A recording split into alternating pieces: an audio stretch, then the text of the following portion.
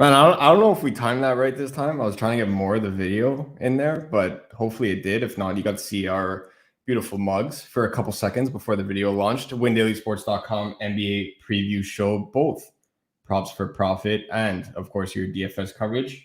Tony's at the 76ers game tonight. Thankfully, Joel Embiid rested on Monday, so he gets to see an MVP candidate in action tonight. I'm joined by Adam. How you doing, bro? I'm good, man. That would have been brutal for Tony. I'm glad he didn't miss the Bede rest game because, I mean, the game turned out to be good when he rested. They won an OT, and Sixers win in dramatic fashion. But that would suck holding tickets and then seeing during the day Embiid's going to rest. Yeah, that would not have been fun to be able to go to a game and then just not see Joel Embiid, especially with the current shape of the 76ers right now. So I'm happy for him that he gets to be able to see Joel Embiid tonight, especially against Washington. That's gonna be a juicy matchup for him. So we'll dive right in. We'll start right there. Are we playing Joel Embiid tonight, priced up on this slate? It's going to be interesting because lately people have not been playing Embiid. Even like when he was on this massive tear of scoring 30 points a night and just putting up 60, 70 DK points, he was never chalk, which I didn't always really understand because there were nights where like he was pretty clearly the best stud and just nobody wants to play him. And it's kind of the same thing tonight because he moved up to the 12K. He's currently projected for under 10%. Like Nikola Jokic is questionable in a 10 o'clock game where you have very little options, other than the Lakers and Blazers game. And even then, there's nobody really in Jokic's salary range. Like you'd have to come down. I'm not sure I fully understand why people don't want to play Embiid against Washington. It's really tough to avoid this matchup for him, especially against Washington. No Thomas Bryant tonight, went down with injury in last night's game. The Wizards on the second half of a back-to-back here tonight. So we're likely going to see Daniel Gafford, almost stone cold minimum on DraftKings, reinsert not only into the rotation, but likely into the starting lineup here for the Wizards. Are you grabbing any Wizards exposure to match Joel Embiid at all to get like a little 1-2 action on the other side? No Bradley Beal on top of that. So are you going to the top of the pricing grid with a Kyle Kuzma kind of thing, a mid-range Spencer Dinwiddie, or punting Daniel Gafford, or just nothing at all? I mean, I'm probably not going to play Gafford because I do, I'm hoping for some other plans, which we'll get into, for a double center route that will probably not be very popular. But like, I wouldn't kill you if you went Gafford. Obviously, the main concerns are like you haven't even been playing, and now you got to deal with Embiid. That's going to be a struggle. It's tough to go just from cold from the bench, not in the rotation, to dealing with literally one of the two best big men in the entire league. So even at 3K, like he could still kill your lineup. And it's rare we say that about somebody that's so low in price. He could kill your lineup tonight because he could just rack up fouls so quick. I'm not going to hate you if you get the Kuzma. It's really not where I'm going to be spending, at least in GPP tonight. Dinwiddie's a guy, typically when Beal's out, I run towards. It has nothing to do with last night. He couldn't hit water if he fell out of the boat last night. But this guy normally doesn't play back-to-backs. And even though he's still under 6K, it's just like we have enough other options. I don't need to go there. I don't want to deal with somebody who's not normally even playing in this scenario. Yeah, absolutely. And I didn't play Spencer Dinwiddie yesterday, and I'm certainly not going to tonight.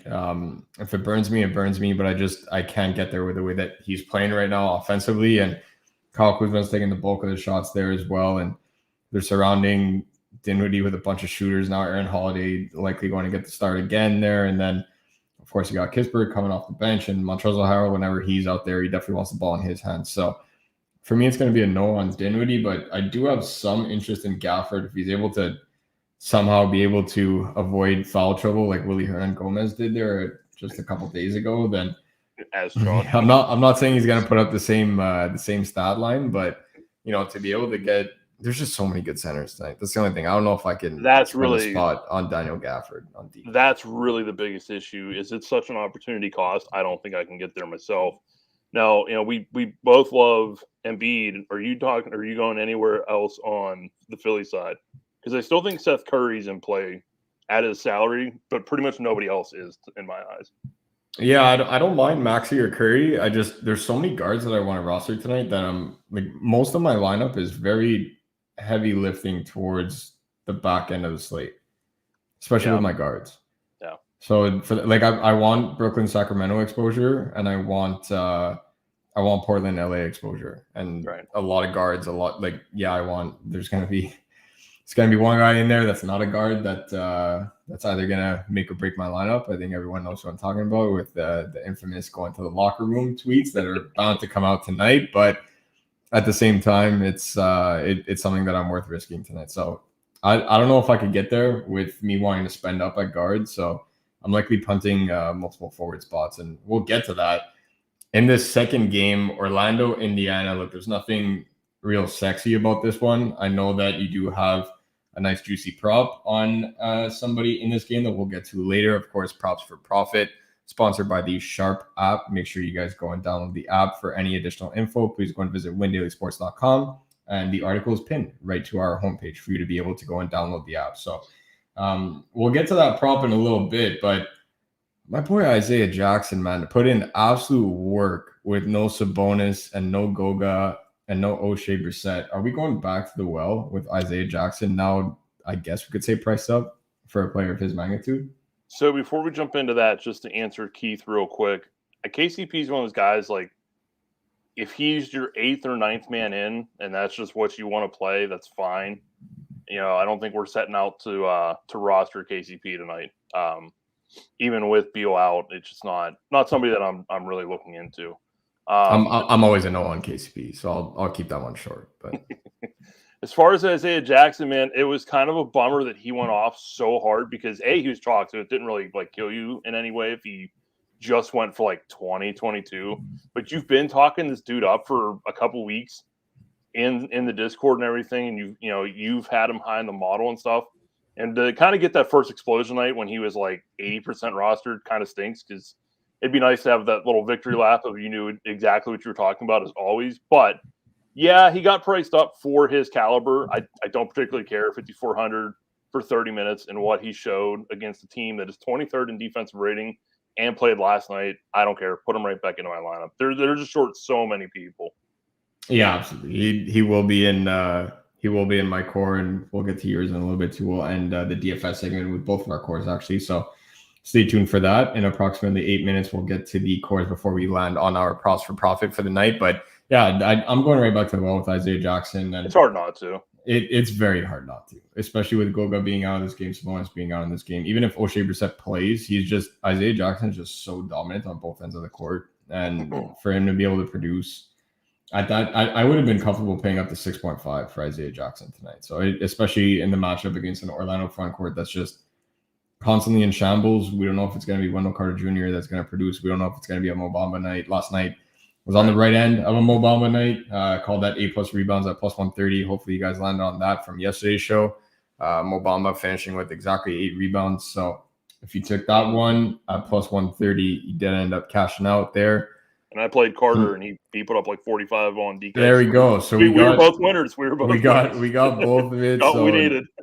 That's exactly what I need from the Orlando Magic. But from a DFS perspective, it's going to be a hard fade for me. But this next game, man, Eastern Conference, I guess I'll call them middleweights, if that's even a thing. Lightweights, more like pretenders. Charlotte visiting Boston, man. Are you getting any exposure to this one? We know how both of us feel about Charlotte Hornets games. Right. And, it's kind of funny because I'm really not. I'm finding it tough. And it has nothing really to do with matchups or anything like that. Because obviously, if you put the Hornets on the court, I'm interested on the other side. But then you start looking and factoring in prices. And it's not that they can't hit the ceiling, right? But Jason Tatum at 10-6 is not super comfortable, even against the Hornets. I can play other guys for that salary range, and we're even a couple $100 cheaper that I think have similar upside or the exact same upside. You have Ja, you have Kyrie, you have Anthony Davis, who we'll talk about later. You have a bunch of guys that I don't feel like I need to jam in Tatum. I feel like I never get Jaylen Brown right. It's not the way to play DFS, but I can't get the guy right. When I play him, he goes for 30 DK. It's not somebody I normally slot in. And Time Lord is questionable.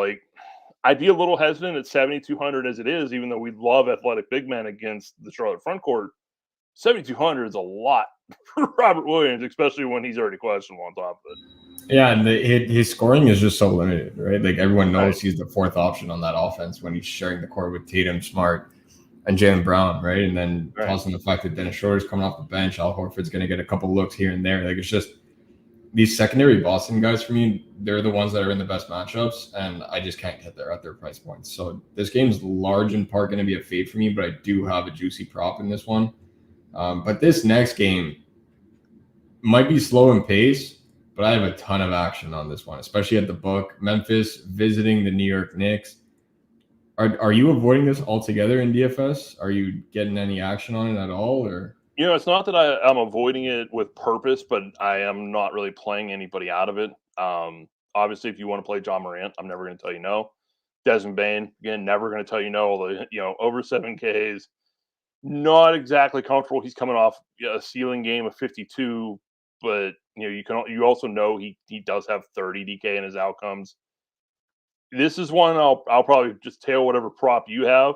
I might pop it on League Pass because I don't know if you guys saw the ESPN article, but Memphis is just trash talking their way through the NBA. They don't even care if it's LeBron; they're still talking junk, and it's just hilarious to watch, man. Like Desmond Bane's out here just stepping on LeBron and telling him to go to hell and everything. And it's awesome to watch this young team just really be having a blast, man. They might be a force to be reckoned with come playoff time.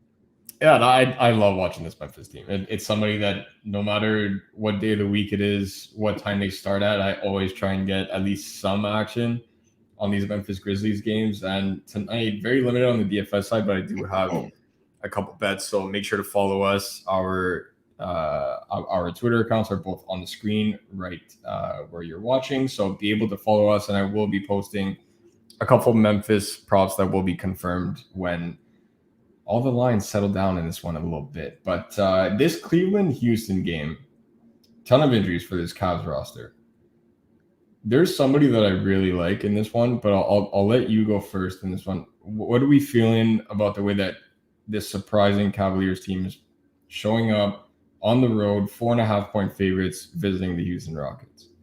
Yeah, I mean, I'm pretty interested in betting Cleveland to cover that spread. But as far as the DFS side goes, Chetty Osman's going to be probably the most popular player, almost regardless of site tonight. And dude, I can't argue with it. Like, Garland's down. We know that. Ricky Rubio's been lost for a while. Colin Sexton's been lost since the first couple weeks. I mean, you're looking at Chetty. He took over some of the playmaking duties. He dished out 12 assists last game against the Pelicans. He played 38 minutes, and really that's all I care about. When you're talking somebody can play 38 minutes at sub 5K against the Houston Rockets, who are still dead last in defensive rating, first in pace. He already dished 12 assists. This man shot 3 of 16, and that's always in the outcomes for Chetty. He might well do it again tonight, but he might not. And if he shoots anywhere near decent, he's going to shatter that price tag, and you better have some exposure because he's the most popular player on the slate, and he really should be at this price. Yeah, and Houston just bleeds fantasy points, man. Especially the It's primary anywhere, ball handlers, everywhere. and like pretty much everywhere, especially the primary ball handlers. It's just an absolute fiasco. Yeah. So I do have a ton of Chetty Osman tonight, and one guy that I really like for tournaments tonight, man, and it's just again, it adds to the absolute abundance of options that we have at the center position tonight. If you're looking for your 5% or less rostered player, I love me some Jared Allen tonight on the inside. Yeah, This is a it game depends where he on can absolutely feast on the Rockets interior. which site you're on because I did the Yahoo article today. He's actually the most popular center on Yahoo because he's under $30, so he's really a Oh, wow. bargain there. But the salaries are different on each site and he's still pushing 8K on DK, so he's not going to be nearly as popular. But I mean, this dude leads the league in paint touches. Houston is in bottom 5 of paint points allowed, paint rebounds allowed. Like you said, they bleed points everywhere. So if there's a ceiling game for Allen, he's going to find it in Houston. Absolutely love Jared Allen tonight. This Totally next agree. game on the schedule, OKC visiting Dallas, 12-point dogs. We get to just skip this one outright, or You can pretty much just play Luka. Well, we can't skip it totally because Luke is one of the most popular guys DFS side. He's pretty much the stud everyone's paying up for. Not surprising. KP's out. THJ's out, which is, still kind of a big deal for them. Luka has under either. Yeah, Luka has almost a 40% usage when those two players are off the court. He's coming off a 71 DK game. So, yeah, it's not surprising that he is the chalk of the slate as far as studs go. And I think we might both have this guy in our core, so we can double back to him when we say that. That's what I was saving him for. So, and I know you have a crazy prop in this one too, but little bit this one is this is one of two games beginning at 10 p.m. Eastern time, or I think that's like 3 a.m. wherever Brian is. It's just I just lose track at this point. But at 10 p.m. Eastern time, Brooklyn on the road on the second half of a back-to-back facing the Sacramento Kings. This is going to be an absolute track meet. And for me, this is going to be the game where I absolutely want one piece, at least, of the Brooklyn side. And yes, I will be rostering at least one Sacramento King tonight. And do you feel any differently? I don't necessarily. This late window is kind of tough because this is where a lot of the most appealing targets is going to be. And it's also where the Denver-Utah game could be an absolute mess. And it could allow you quite the opportunity in GPP to pivot onto pieces that we probably won't know until after lock, because there's so many guys questionable on both sides of the ball could really open things up. But I mean, yeah, like how can you not like Brooklyn, Sacramento, right? It has, I believe, the last I looked, and I can't see why it would have changed. It should have the highest total on the slate. I think it was the only game over 230, if I'm not mistaken. 232. Nothing else is over 225. So like this is the highest total game on the slate by almost 10 full points. The only issue is pretty much everybody you want is either expensive or you don't know yet, because we don't know De'Aaron Fox's status. So that's the big thing is De'Aaron Fox. Right. That does leave Halliburton a little bit of a shakier play. But if Fox is back and his minutes aren't limited, you could easily just play Fox for the same price if you're feeling uncomfortable with Halliburton. Absolutely. And then should Fox be ruled out, everyone knows, like Tony was talking about the other day, it was actually yesterday, that he's a UNC guy. Everyone knows that I'm a Baylor guy. And Davion Mitchell is the truth. Been saying that since the draft. Been saying that since before the draft. And they need to hand this man alongside Tyrese Halliburton the keys to the franchise. And should De'Aaron Fox be ruled out, I absolutely love Davion Mitchell in this game, not only because of the fact that he's going to be playing a boatload of minutes, but because of what he's able to do defensively against two of the league's best primary ball handlers in Kyrie Irving and James Harden. So it's a daunting task for the rookie, but he's lived up to it. And he's been in some very daunting, extremely daunting matchups this season. And he has one of the best individual defensive ratings when it comes to complete mismatches like that. So for me, Davion Mitchell at 49, it's a pretty penny to pay. I would have liked for him to be slightly cheaper, but I think it's enough for him to not be stone cold chalk. And I have so much interest in Davion Mitchell should De'Aaron Fox be ruled out. But again, like you said, we likely won't know that before lock. And tonight you need to be able to not only keep up with the news, but you need to be able to switch your lineup up until that last game tips off. So Davion Mitchell, Tyrese Halliburton, both in play for me. And I likely will be rostering one of Kyrie Irving or James Harden. If I could get there, I have a ton of interest in both of them against Sacramento. So Davion right now is 0.5% rostered. And I kind of don't wonder if he starts regardless, even if Fox plays. Like you already have Bagley out. It's not like the Nets are super big on the interior or anything. I wonder if they would just toy with starting Halliburton, Fox, and just put Mitchell out there and just be like, listen, you're guarding one of these two guys who has the ball the whole night. That's your role. Go do it. I still have a feel like I feel like he'll play starter minutes. I just don't know if he'll actually start. I feel like that should have been how I phrased it. Barnes. Right, like he'll definitely still play starter minutes, and with Buddy Hield being that sixth man for them, as he always was, and as he always will be until he gets out of Sacramento. Like that for me is going to be the key, where they're able to run these 3 guard lineups, and we've been saying that too, where they can change the look that they have on offense. They just Sacramento can't figure it out, right? So like, Yeah. but I still do think that in terms of starting lineup, I think it'll be more Harkless and Harrison Barnes, but I think Davion sees north of 25 minutes, and that's enough for me to want to play him, regardless of if Fox is in or out. So he shouldn't be under 5K. He should not be. Absolutely not. Then second to last game, I'll let you take this one because your not so MVP is on the road facing the Utah facing the Utah Jazz. Denver coming in as 3.5-point dogs. I'll just get this out of the way right away. Denver are live dogs tonight. So everyone knows that I bug Adam every single day about Steph Curry being more of an MVP than Nikola Jokic.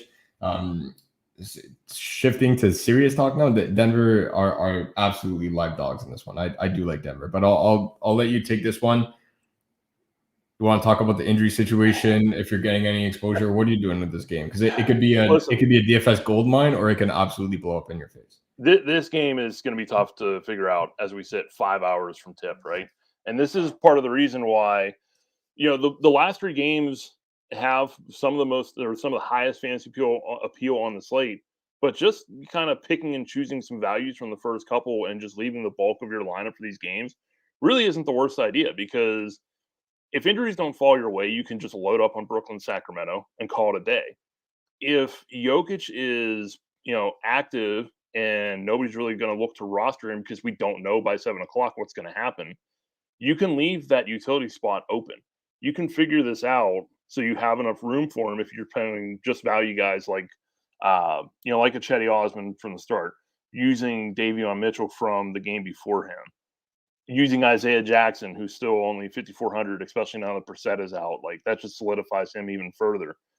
So Aaron Gordon's questionable, and then DeMarcus Cousins, whatever, questionable. Jokic is questionable, and they did play last night. He's not a guy that really sits out. Like, if he misses this game, that toe is actually hurt, and he's not just going to sit out. But, like, if he can go, he's going to go, because Denver needs every single game they can get until they get reinforcements back with at least Jamal Murray, and hopefully they can pull something off at the deadline to give this man some friggin' help. Everyone gripes about Embiid not having help. Denver's got a worse roster than Philly right now, given what's available to them.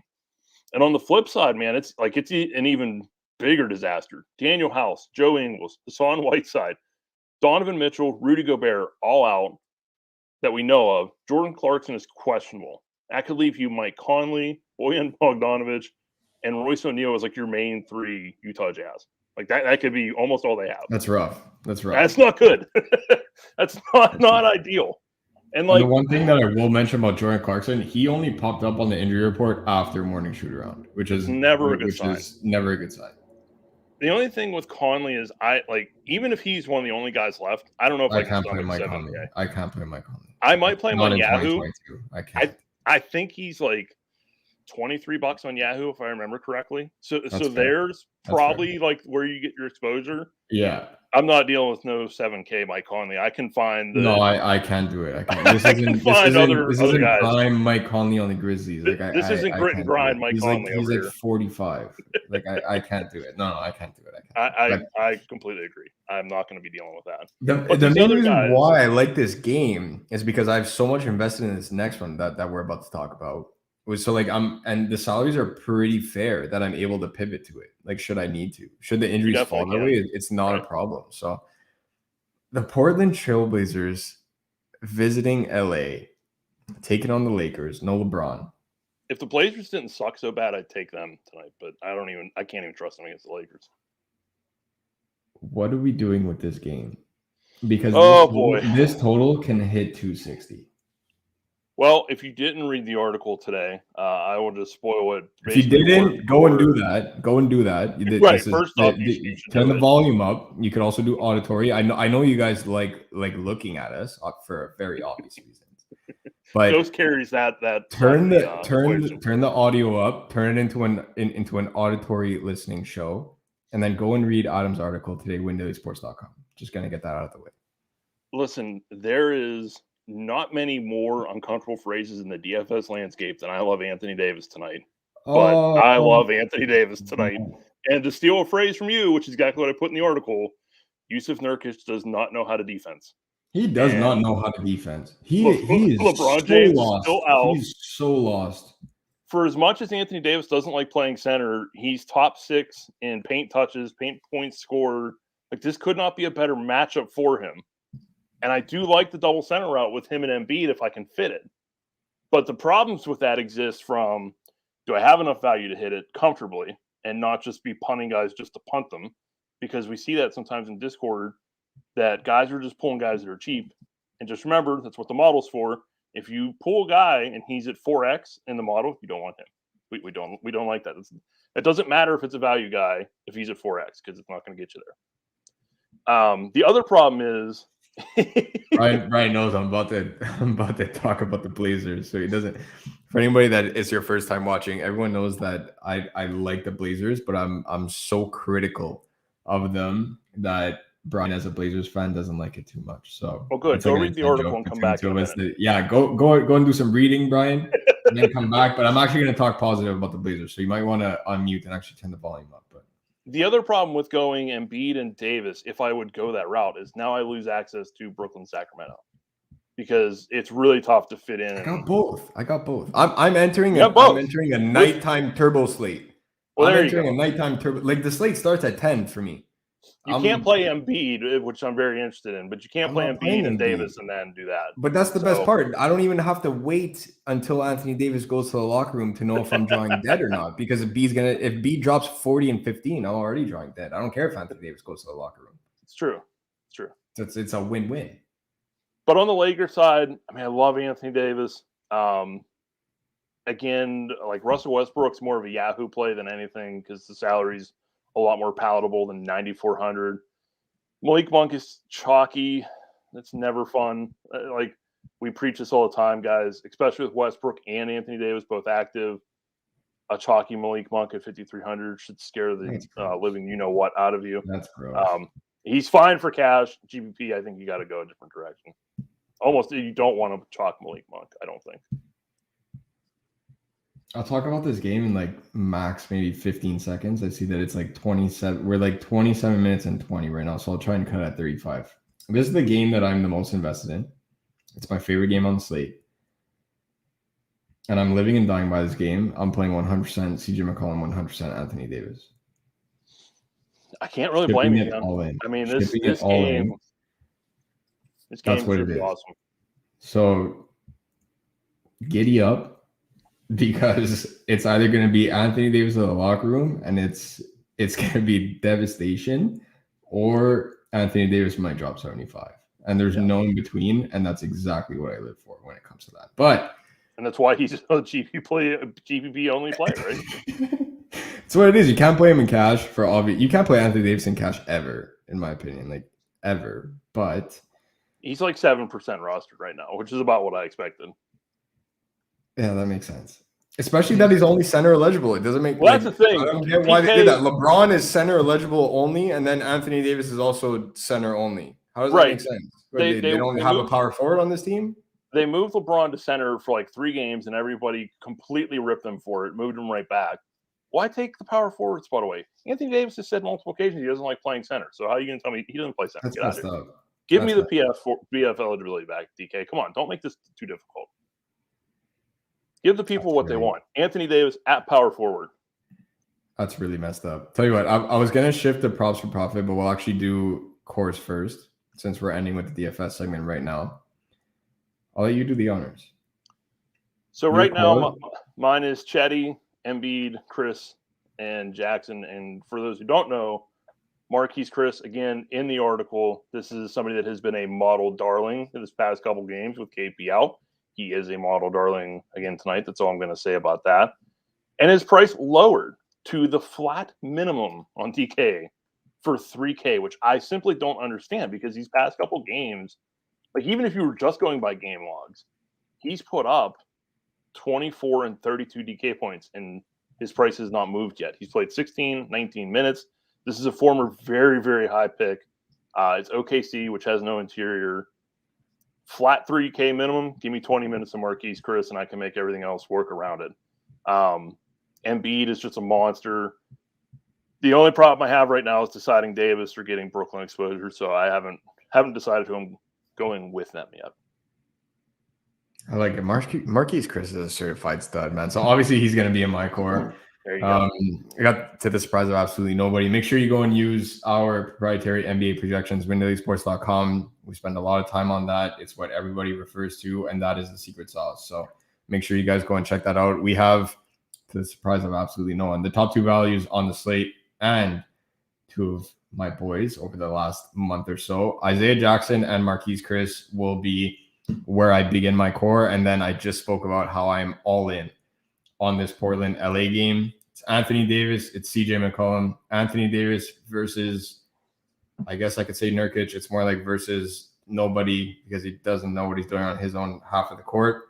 Primary ball handlers versus the Lakers. Primary ball handlers versus the Lakers. CJ McCollum goes absolutely bonkers tonight and keeps Portland in this game, and they might actually pull this one off. I don't have a bet on that one just yet, but they might pull it off. So I love how you say we when you talk about the model, like you got a mouse in your pocket. If I touch the model, it would spark and go in flames immediately. It would just explode. It's we. It's team. It's a team effort. So we'll run through some questions. Don't let him talk like that. I have nothing to do with the model. You don't want me doing anything with the model. I didn't forget any of you guys. I just scrolled up all the way to the top. I'm running through every question, so it's going to be a bit of a longer show today. Tony's trying to keep it closer to 30 minutes, and he's going to hate me for this. I apologize, Tony, if you're listening. My bad, bro. But I want to get through these questions, and I absolutely love the slate. So I can't stop talking sometimes. So sorry, Jimmy's lineup. Very first question of the day. We got Jared Butler, Seth Curry, Bog, Isaiah Jackson, Bede, Bane, Marquise Chris, and Jared Allen. Yeah, Jared Butler is real spicy for me. He grades out well as long as the injuries fall in that place, but there is absolutely zero pivot if any. And that's kind of the thing. Like if you look at this lineup, Bogdanovich is the only one that starts in that window. That gets real scary. Because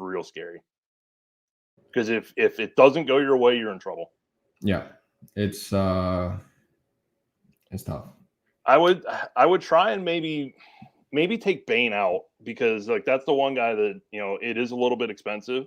Maybe see if you can like work that piece with Bane, Butler, and Bogdanovich and have like a 3-for-3 swap if the injuries don't go the way you need them to. I like that. Still playing KLB. Shocker! I don't know if I know a bigger fan of Kevin Love than Brian, and I absolutely respect it.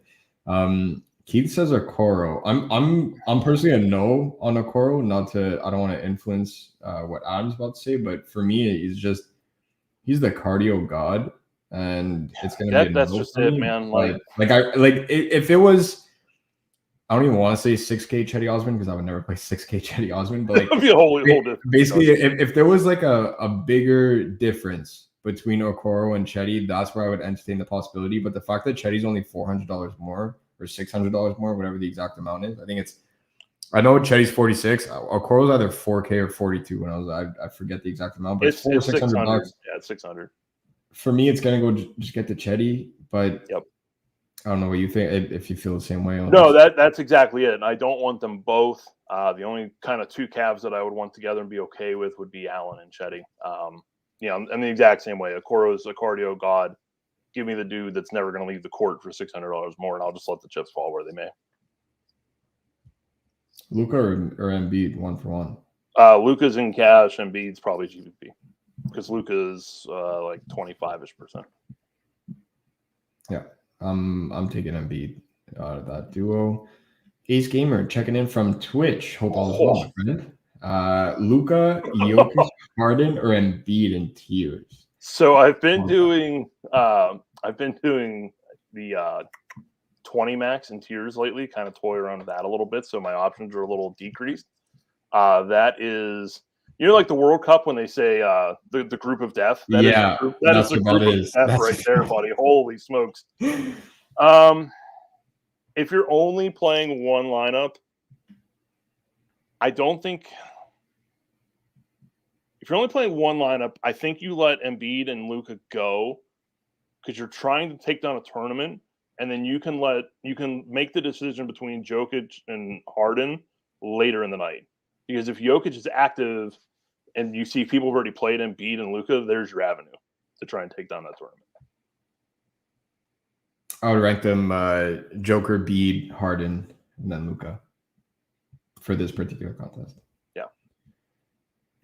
Brian says fire up Davion Mitchell. Yeah, Davion Mitchell is a certified stud. That's what we do in this house. We play Davion Mitchell. We absolutely play Davion Mitchell. AD center with Luka.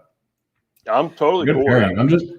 I'd be lying if I said that I wasn't worried about having, I don't even want to say a bad game. Like a bad game for him is going to be like 55 DK, but you know what I mean? Like with all these studs and such, like the prime example for me is I don't know if Luka outscores Joel Embiid tonight. And that's kind of the thing. Like we have a bunch of studs that I think have similar outcomes as Luka. So in GPP, like I don't think you need to play the highest ranked stud or the highest owned stud. Now, if you want to, that's fine. I'm not going to like twist your arm and say you have to play differently. But if this is for GPP, this is where you try and differ, and you hope Luka scores 55 and Embiid scores 70, or you save it for Joker and he scores 70, or you play Harden. There's ways around that in GPP that I prefer not to eat the ownership. I like it. Greg checking in. What's up, man? Hope all is well. Ivan says 3K, play Marquise Chris. Yes, in this house, we play Marquise Chris. Yes, sir. You listen to the model. Stud. You play Marquise Chris. Daniel Gafford. Model knows, man. Model knows. Model always knows. And he rates well. Just I don't know if I can give up that center spot yet. I haven't decided. He might get 6 fouls in 6 minutes. That's the only thing that's good. He very well could. I'm fully prepared to be hurt by my lineup tonight. I might play Daniel Gafford and Anthony Davis. Like that could either be like that's either the nuts or just your. That's either 100 DK or 10. There is no in between. There is every possible outcome there, buddy. There is absolutely no floor, no safety. Oh, zero. Absolutely zero. And on top of that, I'm going to be watching the Wizards 76ers game with everybody playing Joel Embiid. And I'm going to say, I have Daniel Gafford. My lineup's chugging along. Go, Gafford, go. But it's a favorite part of the show, Props for Profit segment, where we give out plus money props on your books should you be in a state that is legalized for betting. And if they are not plus money, they're going to be as close to that as possible. So we're not looking to lay the juice with these minus 120, minus 130, minus 140 bets. We're really looking to keep it as close to even money, if not even further into plus money, so that for every unit that we're bet, we're at least doubling our money, if not getting more back, right? So that's going to be the key here. And I will pull them up as we speak. Do you have a preference which one you start with? Do you want to go in the order of the game? No. You however you want to pull them up, it's fine. So this one's spicy. I like this one. A little spice right off the top. Karis LeVert over 6.5 assists at plus 105. So I kind of looked at the plus 105 and I was like, maybe not. But then I started to look a little bit deeper. There's no Brogdon, no Sabonis. In that sample size this season, LeVert has a 30% assist rate. And if you look just in this last game, he had 16 potential assists. If you're telling me this guy is producing 16 potential assists and I only need him to hit 7 for plus money, and it's Orlando who can't play defense, I'm going to take it.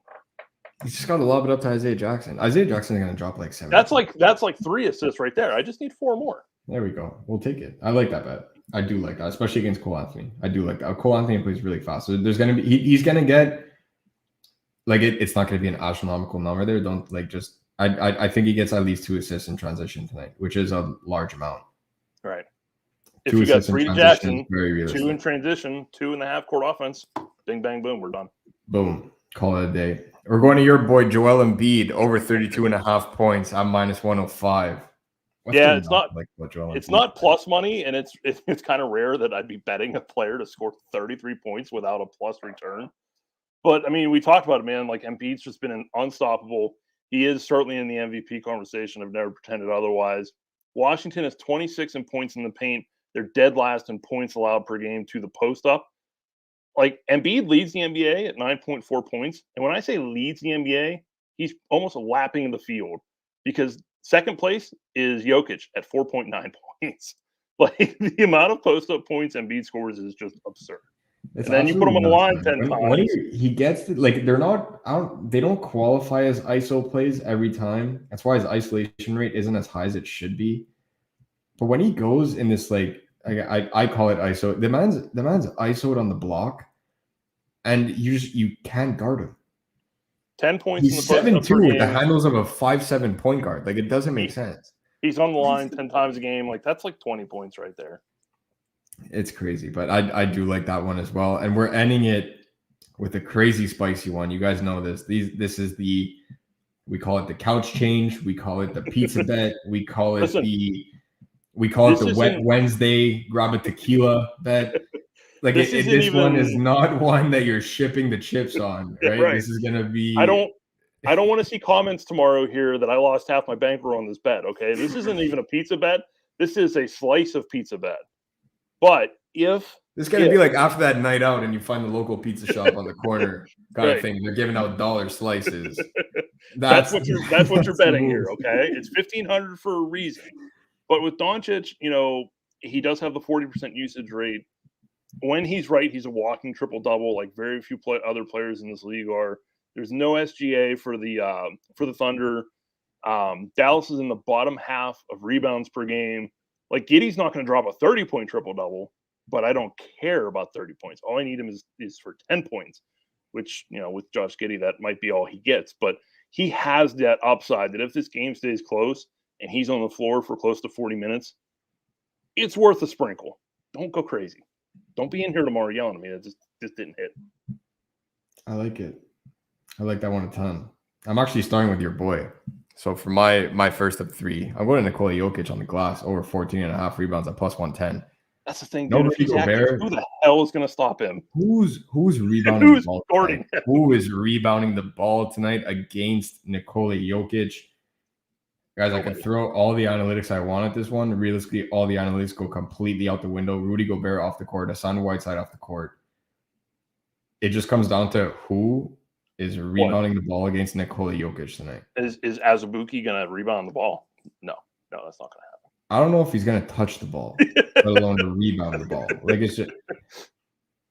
it just doesn't make sense. Like, to get this at plus money, it's you have to take a shot at it. That's if he hits 20 tonight, I wouldn't be surprised.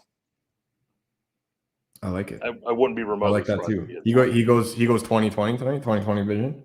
I mean, it would it shock you? I mean, no, it would just be another day of playing Nikola Jokic. That's just what I'm used to at this point. I mean, you don't get to be an MVP for no reason. Right. Ask Steph. My second one's going to be LaMelo Ball over 7.5 assists, or you can grab it at 8 or more if you're doing a same game parlay. I never really encourage parlays all that much unless it's the real sprinkle ones, like the triple double ones. So we got to get interesting with them. But if you're a parlay person, I'm not going to talk you off of it. You can go 8 or more. It ends up being the same number. We need 8 assists from LaMelo Ball tonight. Primary ball handler against the Celtics. Robert Williams is an absolute force on the inside. Mason Plumlee is an absolute disaster on the inside. In so facto, the Charlotte Hornets cannot get the ball inside tonight. They need to move it outside. It's going to be a lot of dribble and drive with LaMelo Ball, kicking it out to Terry Rozier, kicking it out to Miles Bridges. Miles Bridges on the block. Transition game all day long for LaMelo Ball and the Charlotte Hornets. They have to play him 35 minutes for them to be able to contend in this game, but he does not need 35 minutes to hit this number. It would not shock me in the least to see him sail over this number by the time the third quarter rolls around. So I will be taking LaMelo Ball over 7.5 at plus 110. And my last one, you knew we were going to do it. We've been talking about Anthony Davis for nearly 45 minutes now. Not actually, it's probably been like realistically closer to like 2 minutes about Anthony Davis, but set a time in and time out today on this show. I'm all in on this Portland LA game. Anthony Davis, Jusuf Nurkic, prime time, no LeBron. 30, 33, 12, and 4 game from Anthony Davis tonight. I mean, I'm here for it. I'm not going to complain. 33, 12, and 4 from Anthony Davis tonight. I absolutely love Anthony Davis, not only in DFS, but on the books as well. So before we get out of here, because we do have to go and put our own lineups in, get our bets in, and of course, make sure you guys join the Discord chat where you will be able to find both of us in there right after we get off air as well. So we'll end it with some questions. Greg says, are you okay playing Luka and Marquise Chris together? I am personally. Yeah, 100%. Yeah, that's not a problem. Yeah, it's there's no real downside to that, right? It's not like you're playing like combinations just off the top of my head that I typically avoid. Like Damian Lillard and CJ McCollum just don't that doesn't work together, right? Like right. when they're not going to hit the ceiling together. Both these guys exactly like hit when two players end up playing a similar style of game, or rather, if I rephrase that, it's more so like if two players need the same high statistic to have a ceiling game. In the case of Lillard and McCollum, it's going to be points. Both of them are shoot first guys. Like it's very rare for me to end up playing two of those guys together from the same rotation. But for Luka and Marquise Chris, it's absolutely no issue at all. Porter or Cole Anthony? I assume that's Kevin Porter Jr. I would think so. They're probably right around the same pricing. I'd probably lean KPJ, to be honest. I would need to look at the at the model to make sure of that, but that's where my initial lean would be. Yeah, the thing that I would want to confirm is if KPJ is on a minutes limit still, but that's the only thing. If KPJ is not on a minutes limit, he's in a far better game environment, and he's facing the franchise that things didn't end well, to say the least. There too, little revenge factor. Yeah, absolutely. Brian's not playing BSB. There's a serious problem in the world right now. So if you're not playing BSB, Brian, I'm gonna be concerned. Storm and Norman or Anthony Simons? Simons, because he's due for a much better shooting game. Agreed. He shot like 1 of 13 last game or something like that. And I don't like Norm driving in against Anthony Davis. So Anthony Davis is going to go off tonight. You guys like Maxey or Tobias Harris with Joel Embiid? For me, it's going to be a no. But no, if I'm paying $12K for Embiid, I don't want anybody else touching the ball. This is exactly what you were just talking about. If you're paying the Embiid price, you don't want Maxey and Harris going off like they did last game, and they got a salary increase. This is exactly what you had just mentioned. If you're playing Joel, you're not playing anybody else. The only exception could be Seth Curry, and that'd be the only guy I'd be okay playing with. And even then, it's a little dicey. I'd probably still prefer other options. Last one of the day: Davion Mitchell or Chetty? Got to go Chetty. The game environment is similar, but Chetty's much more responsible for the ball handling and playmaking tonight, where Davion probably will not be. Is more reliant on the shot and some periphery stats like steals and things like that. Now, you can play both, which is something I'm exploring. But if you're just playing one, it's got to be Chetty for me. I'm not going to answer that one. I'm way too biased. So I'd rather you answer. The real answer is both, to be honest. This is full truth. I have both of them in my lineup right now. Right. So, the real answer is both. But if you have to choose, it's Chetty. Yeah. Unfortunately. Davion's so good, man. But hey, make sure you guys come and join our Discord chat, windailysports.com. We'll be able to continue the conversation there as well. Hope you guys enjoyed the show. Make sure you please smash that like button. Follow us on Twitter. Follow us on all socials at Win Daily Sports. And we'll see you tomorrow for another edition of Props for Profit. Thanks, guys.